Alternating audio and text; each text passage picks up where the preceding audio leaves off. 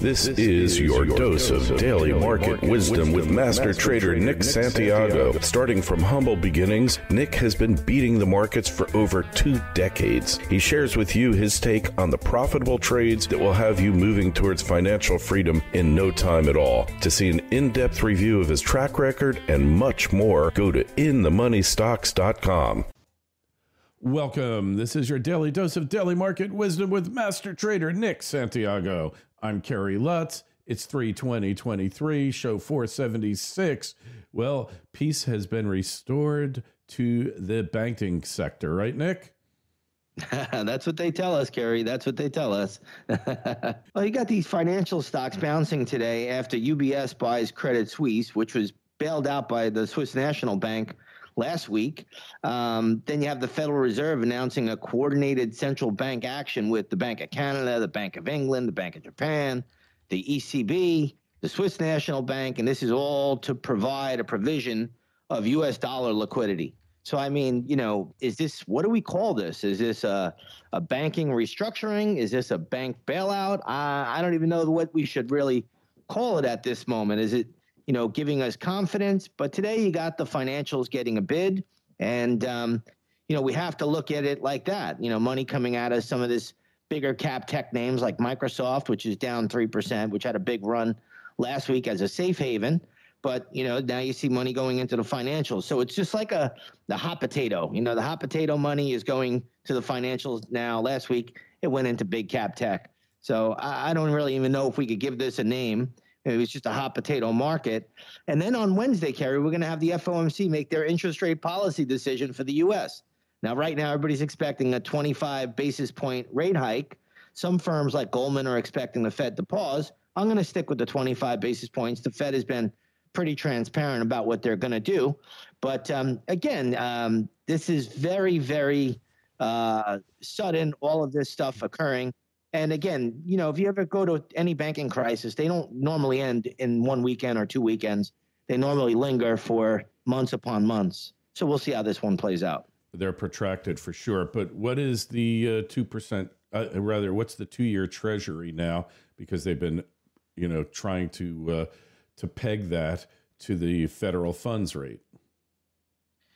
Yeah, so the 2-year at the moment is way below the Fed funds rate at the moment. So that's the saving grace for the Fed. The Fed right now can get away with not raising rates. They can actually pause because the 2-year Treasury note yield is so much behind it. But will they do that? I don't know if they can, because everybody seems to know that rates are ultimately going to go higher. They're not going to just stall and just be lingering here and moving back down. The interest rate cycle is over. Yes, bonds will pull back. The 2-year has come in. The 10-year has come in. The spread between 2s and 10s has certainly narrowed. And that is all a positive in the short run. Anytime the 2-year is below the current Fed funds rate, which it is at the moment, that's always a little bit of a positive. But the bigger problem will come when yields start to move back up. And that's what I think everybody has to keep an eye out for. But, in all fairness, yields on the 2-year at, basically 3.94%. They were over 5, just a couple of weeks ago. And the Fed funds rate is, what is that right now? The Fed funds rate right now is around 4.5, and they're going to raise another quarter. So they're going to be basically at 4.75% to 5%. So they're well above the 2-year, which gives them some leeway to go. But now you have a crisis here, right? We have some kind of a banking crisis, and we know that it's not just limited to Silicon Valley Bank or Signature Bank. We know it's actually now spreading in Europe, or maybe Europe probably has a bigger banking crisis than we have here in the U.S. And even over the weekend, we saw some Asian banks come under some pressure. So, this is a story I don't think is just going to, go away immediately. I think we're going to start to see some other issues here as the markets try to simmer down and grasp some footing here. I think there's still a lot of problems out there. Hey, well, it's important to know where the etymology of the word bankrupt comes from. And it actually means, I think in German, broken table. And what would happen is these money changers in the market would go bust, and they'd break their table, and that's where it came from. So we got a lot of broken tables out there that need to be shored up and replaced. Well, we do. And, we had 3 bank failures in the U.S. in the last 2 weeks. I mean, it could have even been a lot more, I suppose, if, the central bank didn't rush in and take some kind of action. But, this is something that is very, very problematic, especially as a lot of people take their money out and they move it over to these, big money center banks like JP Morgan or Bank of America, because they think that's a safe haven. Unless you have over $250K in the bank, you really don't have to move your money, right? You're covered under FDIC. But you'll notice that Silicon Valley, the depositors were made whole, and there were some big companies involved there. You had Roku, I believe, 26% of their capital was tied up there. Yeah, I mean, and they weren't the only one. So, these guys essentially, got bailed out. Now, I'm not opposed to that. I don't think you should put your money in a bank and have to worry about it. That's why you're putting it there in the first place. But you could see if they're going to do picking and choosing here, then there's a real problem. Yeah, well, the mid-sized banks are asking the government for a 2-year, 100% deposit guarantee. And what's interesting is First Republic, the big banks gave them a $30 billion injection. Well, there was a run on First Republic. Everybody pulled their money out, put it with the big center banks, so the money center banks, and now they effectively took those deposits and gave them back to First Republic.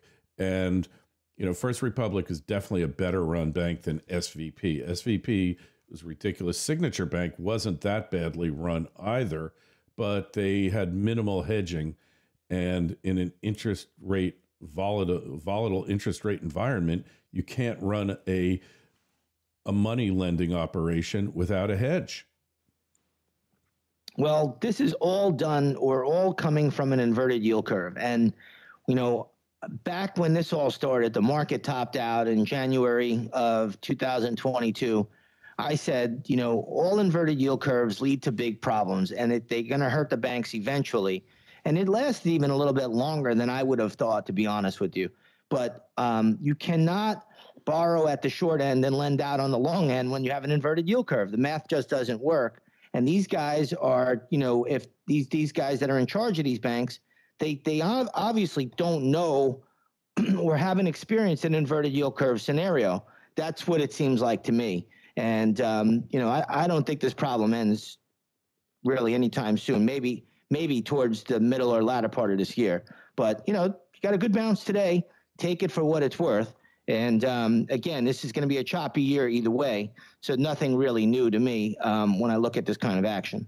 Yeah, well, obviously, the guys running the banks today failed their math classes in college, or they didn't bother taking them. They were probably taking diversity courses or, women's rights courses or everything but how to manage money. Hey, but I will tell you, I once had money in a bank that went bust in New York, Guardian National Bank, and I had different accounts under different names, so I didn't go over the maximum. But what I didn't realize was that you aren't insured for interest when it goes over the maximum. So I got back my original deposit, but the interest I was screwed on, and rates were much higher back then.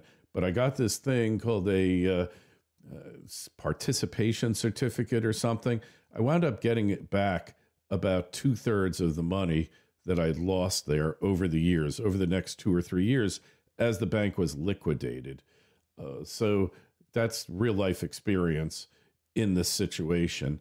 And that's the way it used to work. Hey, one thing we should note is that they were all, everyone was up in arms over the bail-ins that were going to take place, like took place in Cyprus and in other European banking crises 10 years ago. But now the whole concept of the bail-in is dead. Well, I think that's a good thing. I mean, hopefully it's dead. You never know if that can reemerge itself, but hopefully that's gone by the wayside and that's over. Hey, it was a great theory, but the problem is that the fiat money system, fractional reserve banking, it exists by virtue of one thing and one thing only, and that is confidence. And I always say to you that the root of confidence is con. And look, it's true. Bail-ins are all nice in theory. Let the depositors chip in and take their lumps. But the reality is that a bail-in destroys confidence in the system, and therefore the system cannot function with bail-ins over any meaningful number of banks that fail. In the end, the government will come to the rescue. The government, Harry Brown, the old economist, used to say, government is the accommodating loser. They're willing to lose on any side of the trade to keep the game going. Well, they're the biggest beneficiaries of the game continuing. I mean, just look at government spending. There's never, ever a cap to it. We're going through a debt ceiling debate right now. I mean, just think about what this government pays on interest each and every day. It's in the billions. And, how long is that sustainable with $32 trillion in debt? I mean, it's just not sustainable. So I think we've crossed the Rubicon. I say let the party continue as long as it goes, because it doesn't have many more years left of it. This party's almost over. And that's the biggest con. Yeah, the global economic system has exceeded its sell-by date by many, many years. And we're just going to have to say, hey, speaking of the system, so gold is down 20-something dollars the ounce today. I mean, it really sailed over the past few weeks. Yeah, gold has been on fire, and you could just tell gold turned into the new VIX. The VIX has been really just a broken product this year, but gold turned into the new VIX over the last 10 days. And, I mean, what can you say about it? It went from a low on, I believe, I think it was the 8th of March. We were around 1820, and it went over 2,000, so it's just an incredible move. Today you see gold coming down, but it has gone parabolic in this last, 10 trading days. So it needs to pull back in. But, I'm looking for one more major dip in gold before the real trigger turns into what I call the second coming of gold. And that's where I think you'll go to 2,500 or more. So hopefully it comes back in. But, I'm going to have to watch the pattern now, because everything that's going on here, you're seeing real money. Real money is gold. And JP Morgan said that, 100 years ago. And everything else is everything else is credit. And you've seen it, on the charts this week as, things started to unfold and it got uncomfortable out there. Gold was the big beneficiary. That's where money went. And, the smart money's already in gold, like me. I'm already in gold. So I have gold. I have silver. I've had it for years and years and years because I've seen the writing on the wall. If you don't have gold now, I will say, when this pulls back and you get a major pullback, that's when you want to get in it. Because when this train really leaves the station, it's not pulling back in next time. I couldn't agree with you more. I've been buying gold since 1999, and I haven't really parted with much of it, only for taxes, weddings, and bar mitzvahs, but that's been it. I'm a firm believer in it. Hey, speaking of gold, digital gold, crypto, Bitcoin is rallying, and hey, why shouldn't it rally along with precious metals? Yeah, Bitcoin has caught a really, really good bid on the back of, people losing confidence in the banking system and the financial system and the central banks. And that's really what Bitcoin was designed to do in the first place. Now, obviously, these guys are not going to let this thing exist. You've already seen the writing on the wall.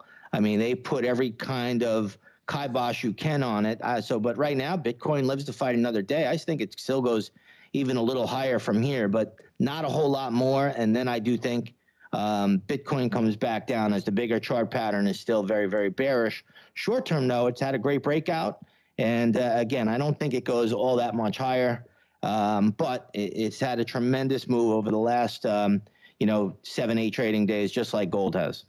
But don't try to tell that to the crypto bugs. They call us gold bugs. They are crypto bugs, and they really believe that this market is different and that it only goes up. You would think when it went down by 60-something% that they would have learned their lesson, but no, they will not. No, they're not going to learn a lesson. Listen, nobody ever learns from their winners. They only learn from their losers. So, a lot of times when you're in something, as long as you don't get out, you're still technically are in it until you really take that true loss. So a lot of these guys are lifers. They're going to be in this thing until it goes by the wayside. And, maybe I'm wrong, and maybe this thing goes, back up to all-time highs and more. You never know what can happen. As a trader, though, I wouldn't bet that way. What I would say is, enjoy this pop. You probably got a little bit more in it. The stars are aligned for it right now, but I don't think it goes a whole lot further from here. All right, well, that's it for today. Make sure you go over to Nick's site, inthemoneystocks.com. See how he's beaten the averages for decades. The Twitter feeds at ITMS, at Nick Santiago01, and at Kerry Lutz. Emails are welcome, kl@kerrylutz.com. Write your YouTube comments on the channel below. And Nick, we'll talk to you on Wednesday. It's definitely getting interesting. Yep, don't forget, Fed Day on Wednesday. Have a great one, Kerry.